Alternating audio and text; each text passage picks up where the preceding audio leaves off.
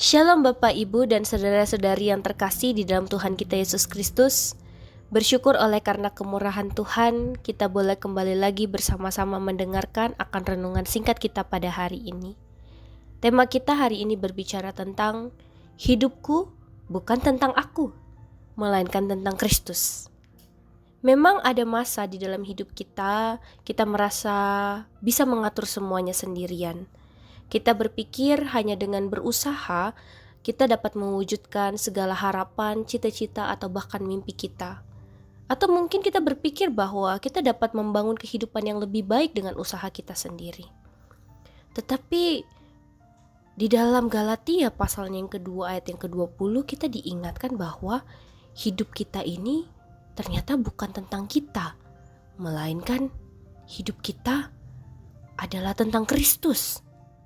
Oleh sebab itu, sebelum pembicaraan lebih jauh, mari saya mengajak Bapak, Ibu, dan saudara-saudari yang terkasih untuk bersehati di dalam doa.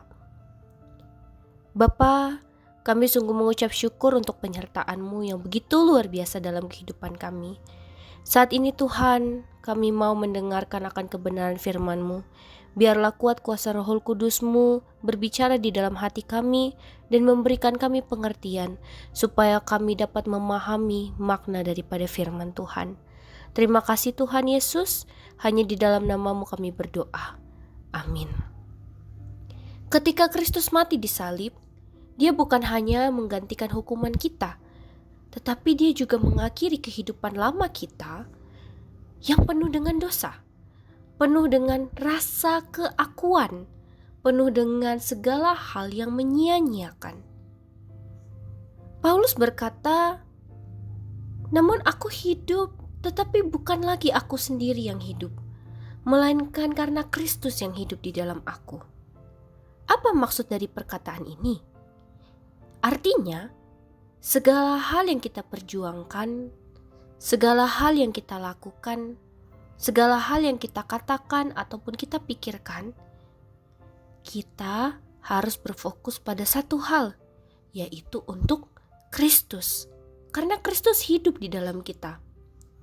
Jadi, ketika kita hidup di dalam dunia yang membawa kita untuk berpikir bahwa menjadi diri sendiri adalah hal yang terbaik, dan kita boleh mengejar apa saja apa yang kita inginkan berdasarkan usaha kita, maka suara kebenaran firman Tuhan itu berkata sebaiknya kita meninggalkan kehidupan lama kita dan hiduplah untuk Kristus, bukan hidup menjadi diri sendiri dengan membawa usaha sendiri. Apakah salah hidup menjadi diri sendiri? Sebenarnya untuk menjadi unik atau otentik bukanlah sebuah hal yang salah, tetapi bisa jadi saja menyimpang apabila tujuan dari keotentikan diri itu tidak untuk membangun pribadi kita untuk lebih mengenal Kristus dengan lebih dalam. Atau kita bisa saja ditegur oleh orang lain karena keotentikan kita, karena memang keotentikan kita itu telah menyimpang daripada jalan kebenaran, tapi kita tetap mempertahankannya. Nah, itulah yang akhirnya membuat ego kita menjadi bertumbuh. Kita tidak mendahulukan Kristus di dalam kehidupan kita, melainkan kita membiarkan diri kita berjalan berdasarkan semaunya kita sendiri. Padahal firman Tuhan mengajarkan kita untuk meninggalkan kehidupan lama kita.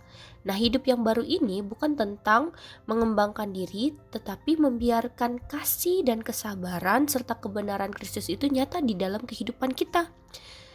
Nah, bagaimana kita dapat menyatakan kasih, kesabaran dan kebenaran Kristus? Kita dapat melakukannya di rumah, kita dapat melakukannya di tempat kerja, kita juga dapat melakukannya di gereja, bahkan di dalam pergumulan yang sedang kita alami sehari-hari. Kita dapat menunjukkan semuanya itu. Tapi memang ada kalanya kita jatuh.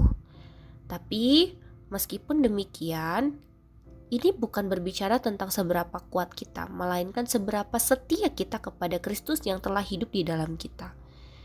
Dan ingat bahwa Kristus itu tidak pernah gagal.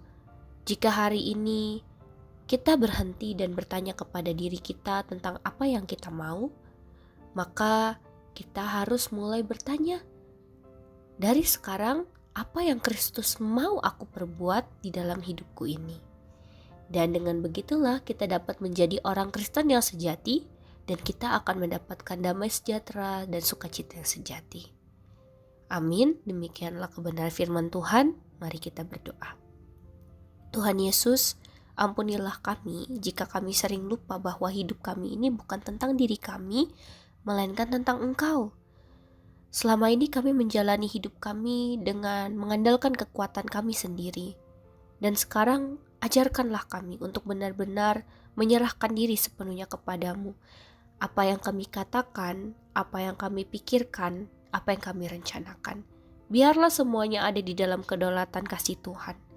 Dan pakailah hidup kami ya Tuhan, supaya kami boleh memuliakan Engkau lewat segala perbuatan dan tindakan kami, dan hidup kami pun boleh memberkati banyak orang.